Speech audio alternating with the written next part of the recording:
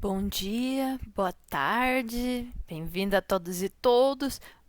Acabamos de lidar com a aplicação do TADE Students para dados quantitativos e agora vamos partir para dados qualitativos, ou seja, aqui estamos mudando de médias de população para proporções de populações. Então, nos dados qualitativos, tudo é feito em relação à proporção. Então, estamos querendo intervalos de erro ao redor das proporções. Então, os passos vão ser as mesmas. Vamos fazer os mesmos passos, os mesmos formulários, após de lidar com desvio padrão. Porque desvio padrão não existiu até agora. Porque não tem desvio padrão de proporções de uma maneira descritiva. Tem aqui para fazer a nosso trabalho. E também vamos devolver tudo o que é porcentagem para proporção. Então, a gente pode estar pensando em porcentagens, mas na hora de fazer os cálculos, estamos trabalhando em proporção. Então, é a hora de voltar para proporções. Tudo vai ser decimal, nada. Zero, não tem números acima de 1. Se tem 1, não tem nada diferente, é tudo a mesma coisa. Então, 0,9, sabe, 90% de uma população é tal coisa, isso se torna 0,9. 30% voltou para 0,3, tá bom? Então, eu falei, estamos faltando desvio padrão. O desvio padrão está faltando porque não é algo que caracteriza bem uma amostra. Mas é necessário para nós fazer esse cálculo de erro padrão. Então, vamos considerar esses pontos de projétil que a gente vemos conversando e que 13 dos 100 estão feitas de obsidiana. Então, a maneira que eu vou fazer esse desvio padrão é que eu vou olhar nas proporções. Então, proporção daquelas feitas de obsidiana. A gente sabe que é 13 de 100. Isso aqui, se a gente for fazer o cálculo, fica 0,13. E eu vou usar isso para pegar o desvio padrão. Então, aqui estamos representando o desvio padrão com S. E a gente vai pegar a proporção que nós temos, 0,13, e essa Q, que é 1 menos a proporção que nós temos. Então, 1 menos 0,13 é igual a 8,7. Então, desculpa, 0,87. Nesse momento, então, eu tenho os números que eu preciso colocar aqui. Então, vamos trocar de corzinho aqui. Então, S vai estar igual a raiz quadrada de 0,13 multiplicado por 0,87. Fazendo isso no calculador, se o calculador quer ver, a gente fica 3 multiplicado por 87. 0,1131. 0,1131. Então, eu preciso do raiz quadrada disso. E o raiz quadrada está mais rápido no calculador. Então, o nosso desvio padrão dessa proporção para o uso nos cálculos vai ser 0,336. Então, agora, com esse desvio padrão de 0,336, podemos avançar para os passos que fizemos para os outros. Então, o intervalo de erro vai ser o valor do t, da confiança que a gente quer conversar, multiplicado pelo erro padrão, em que a gente tem populações infinitas e populações finitas com diferentes fórmulas.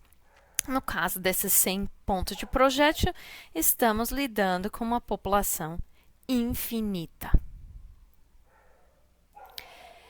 Então, aqui a gente vai então fazer os passos aqui. Se a gente queremos pensar um erro padrão para um intervalo de erro, para um certo nível de confiança, a gente vai ter que achar um tzinho aqui também. Então, vamos dizer, eu quero conversar de novo com 95% de confiança. É um número bonito de confiança, 95%. Eu tenho 100 pontos de projétil. Então, aqui, o meu grau de liberdade vai ficar 99, ou seja, n menos 1, 100 menos 1, 99, mas o nosso fileira mais próximo é 120. Então, aqui eu vou escolher o t associada a esse local de 95% de confiança para os graus de liberdade da minha amostra. Então, o nosso t está igual a 1,98. Tem um zero também. Então, vamos lá fazer nosso cálculozinho. Então, o t 980, a gente sabe que nosso desvio padrão é 0,336. Isso vai ficar dividido pelo número de amostras. A raiz quadrada dele é 100. Então, a gente vai colocar já o i é igual 0,336 dividido por 10. Sim, porque a gente estamos com raiz quadrada de 100 igual a 10. Então, quando a gente faz isso, a gente vai acabar com um erro padrão de 0,0336. E o intervalo de erro, então, vai estar igual a nosso t, 1,980, multiplicado pelo 0,0336. Então, isso aqui dá para fazer na tela aqui. 1,980 multiplicado por 0,0336. Isso é igual a 0,0665.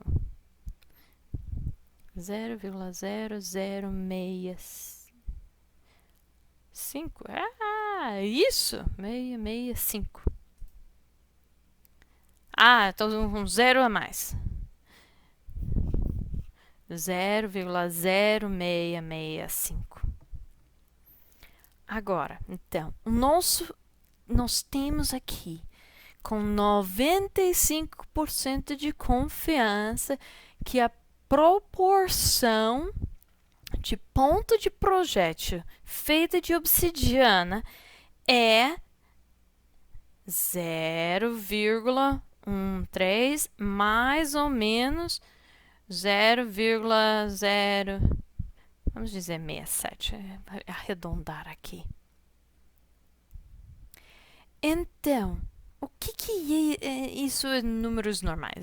A gente agora podemos voltar, retornar aquelas porcentagens, porque é assim que usamos no dia a dia, né? A gente usa mais porcentagens. Então, se a gente volta, a gente fica com 13%, mais ou menos 6,7%. Então, eu teria 99% de confiança de que a minha amostra veio de uma população no qual a proporção de obsidiana está em 3 e mais ou menos 6,7%. Então, a porcentagem de obsidiana, então, estaria entre mais ou menos, 6 e 20 quase, por cento na população originária. Ou seja, eu tenho um certo nível de confiança de onde pode ter vindo a minha amostra, que tipo de população pode ter vindo a minha amostra,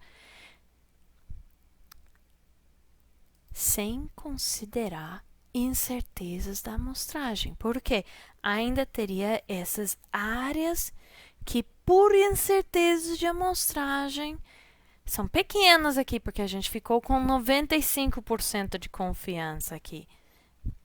A gente ainda teria um pequeno porcento de chance e probabilidade aqui de 2,5% de probabilidade que a obsidiana tem na população mais do que 19,7% obsidiana. Eu acho que é. E ainda poderia ser menor do que aquelas 7%, 6%.